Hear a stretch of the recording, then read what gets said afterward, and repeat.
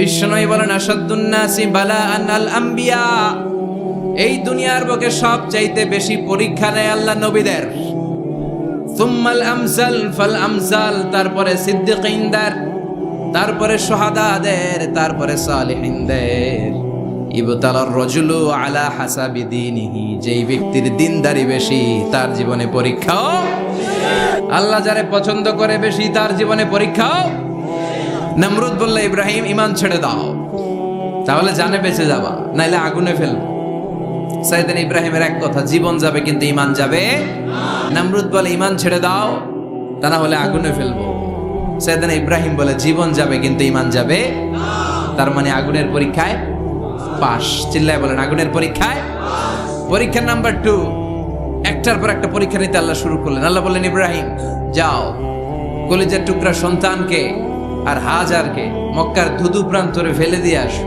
ওখানে মানুষ নাই, প্রাণী নাই, জনমানব শূন্য, দেখি আমার কদ্দুর ভালোবাসো। বলতে দেরি, টু শব্দ নাই, মরুভূমিতে ফেলে দিয়ে আসলেন। তার মানে পরীক্ষা নাম্বার 2তেও, কথা বলেন 2তেও। পরীক্ষা নাম্বার 3, আল্লাহ বললেন ইব্রাহিম দেখি তোমার হৃদয়ে আমার জায়গা কতটুকু। যাও, কলিজার টুকরা সন্তান ইসমাইলের গলার মধ্যে তলোয়ার লাগাও। সাইয়েদনা ইব্রাহিম বিয়ে করার পর থেকে আল্লাহর কাছে চাইতে চাইতে শেষ, মাগার সন্তান হয় না। ওনার প্রথম সন্তানটা হয়েছিল সাইয়েদনা ইসমাইল যখন জন্মগ্রহণ করেছে। ইব্রাহিমের বয়স ছিল 86 বছর। এই এলাকায় আসেনি 86 বছর বয়সে সন্তান হয়েছে? 86 বছর বয়সে তো হাঁটতেই পারে না। সাইয়েদনা ইসমাইলকে যখন আল্লাহ তাআলা সাইয়েদনা ইব্রাহিমকে উপহার দিয়েছেন, তখন সাইয়েদনা ইব্রাহিমের বয়স 86 বছর বয়সে যে কলিজার টুকরা সন্তানটাকে হাতে পেলেন, চাঁদের মতো সুন্দর ছেলে। আল্লাহ বললেন দেখি আমার হৃদয়ে তোমার জায়গায় কতটুকু, ইসমাইল রে জবাই করো। বলতে দেরি, ছুরি লাগাতে দেরি হয় না। তার মানে এই পরীক্ষায়ও পাস। একটার পর একটা আল্লাহ পরীক্ষা নিয়েছে, একটার পর একটা পরীক্ষা। আগুনের পরীক্ষায় পাস, ফ্যামিলি বিসর্জন দাও পাস, কলিজার টুকরা সন্তানের গলায় ছড়ি লাগাও পাস। এবার আল্লাহ বললেন এরপর তোমারে বড় দায়িত্ব দিব, তোমাকে হজ প্রোগ্রামের এমডি বানাই দিলাম, ম্যানেজিং ডাইরেক্টর অফ হজ। সুবহানাল্লাহ কইবেন না? আল্লাহ বললেন ইব্রাহিম বিশাল বড় কাফেলা বানাও, হজের আঞ্জাম দাও। সাইয়েদনা ইব্রাহিম বললেন আল্লাহ দুদুমরু প্রান্তর, জনমানব শূন্য, মানুষ নাই, পাখি নাই, কেউ নাই, কিভাবে আমি হজের আঞ্জাম দেব? আল্লাহ বললেন ইব্রাহিম হজ প্রোগ্রামের ম্যানেজারগিরি করতে চাইলে 3টা পেশা তোমাকে বেছে নিতে হবে। কয়টা? এই 3টা পেশা এর সমন্বয়ে তুমি হজের প্রোগ্রামের আঞ্জাম দিতে পারবে। পেশা নাম্বার 1 তোমার রাজমিস্ত্রির কাজ করতে হবে। পেশা নাম্বার 2 তোমার ঝাড়ুদারগিরির কাজ করতে হবে। পেশা নাম্বার 3 তোমার মুয়াজ্জিনগিরি করতে হবে। সুবহানাল্লাহ কইবেন না? وَإِذْ يَرْفَعُ إِبْرَاهِيمُ الْقَوَاعِدَ مِنَ الْبَيْتِ وَإِسْمَاعِيلُ رَبَّنَا تَقَبَّلْ مِنَّا إِنَّكَ أَنْتَ السَّمِيعُ الْعَلِيمُ। সাইয়েদনা ইব্রাহিম আর কলেজের টুকরা সন্তান ইসমাইলকে নিয়ে রাজমিস্ত্রির কাজ শুরু করে দিলেন। আল্লাহু আকবার। কাবা ঘর ভেঙে চুরমার, বাপ বেটা মিলে রাজমিস্ত্রির কাজ, পাথর কেটে কেটে বাপ বেটা মিলে কাবা ঘর বানায়। পেশা নাম্বার 1 শেষ। পেশা নাম্বার 2 ঝাড়ুদারগিরি। আল্লাহ বললেন তাহহিরা বাইতিয়া লিত-তাইফিনা ওয়াল আকিফিনা ওয়ার রুকআইস সুজুদ। আল্লাহ বললেন তাহহিরা পরিষ্কার করো, মানে ঝাড়ু দাও। বাইতি আমার কাবা ঘর, লিত-তাইফিনা তাওয়াফকারীদের জন্য, ওয়াল আকিফিনা ইতিকাফকারীদের জন্য, ওয়ার রুকআইস সুজুদ রুকুকারীদের জন্য, সিজদাকারীদের জন্য। ঝাড়ু দাও। বাপ বেটার রাজমিস্ত্রিগিরি শেষ, এবার ঝাড়ুদারগিরি শুরু। সুবহানাল্লাহ বলেন। এরপর আল্লাহ বললেন 3 নম্বরে মুয়াজ্জিনগিরির কাজ করো। ওয়াআযিন ফিন-নাসি বিল হাজ্জি ইয়াতুকা রিজালাও ওয়া আলা কুল্লি দামিরি ইয়াতিনা মিন কুল্লি ফাজ্জিন আমিক। সুবহানাল্লাহ পড়েন। ও ইব্রাহিম আযান দাও। আযান মানে ঘোষণা, তুমি হজের ঘোষণা দাও। মানুষদের ডেকে বলো আল্লাহ ঘর বানিয়েছেন, এই ঘরে তোমরা হজ করতে আসো। সাইয়েদনা ইব্রাহিম বললেন আল্লাহ আমি আর আমার পোলা ছাড়া কেউ নাই। কেউ আছে? মানুষ নাই, আপনারা কেউ নাই, আমি কার সামনে আযান দেব?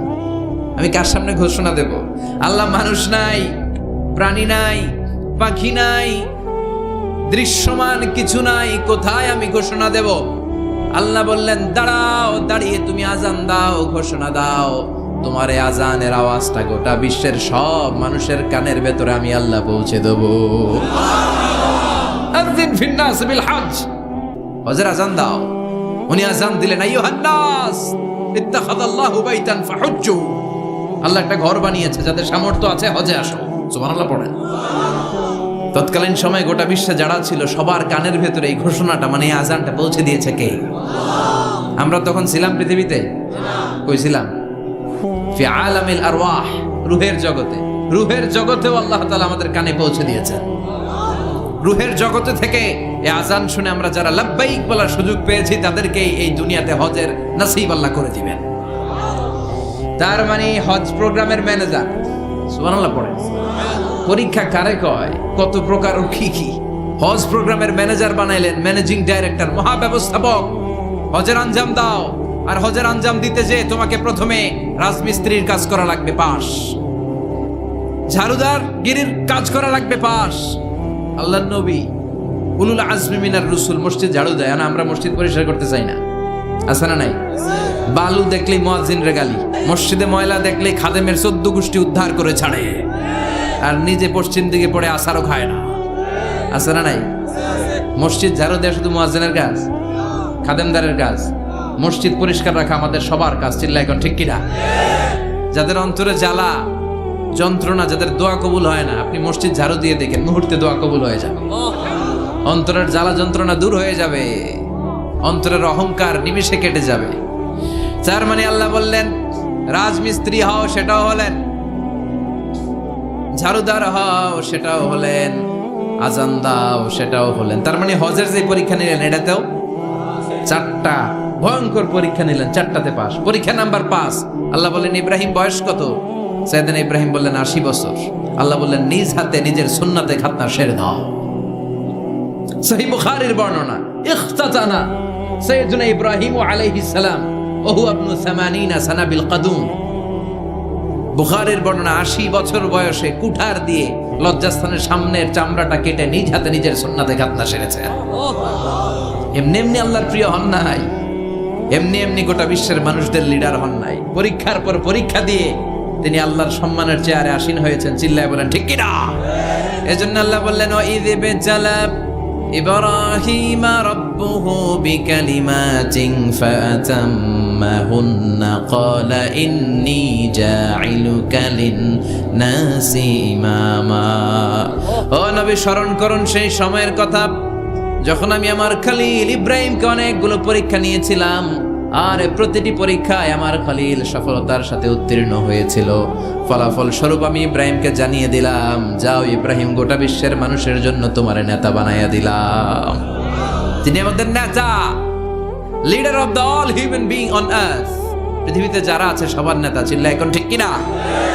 এত বরকতের মানুষ, এত বরকতের ফ্যামিলি, ওনার ফ্যামিলি যেখানে তাকিয়েছে ওইখানে বরকত, যেখানে পা লেগেছে ওইটা বরকত। যেই মাটিতে হাত দিয়েছে মাটিটারে সোনা বানিয়ে দিয়েছে কে? সাইয়েদনা ইব্রাহিমের পা লেগেছিল একটা পাথরে, ওই পাথরটারে মুসল্লা বানিয়ে দিল কে? ওয়াত্তাখিযু মিন মাকামি ইব্রাহিমা মুসাল্লা। আল্লাহ বললেন, ইব্রাহিমের দাঁড়ানোর জায়গার পাথরটারে তোমরা মুসল্লা বানিয়ে নাও। কি বরকতের জায়গা!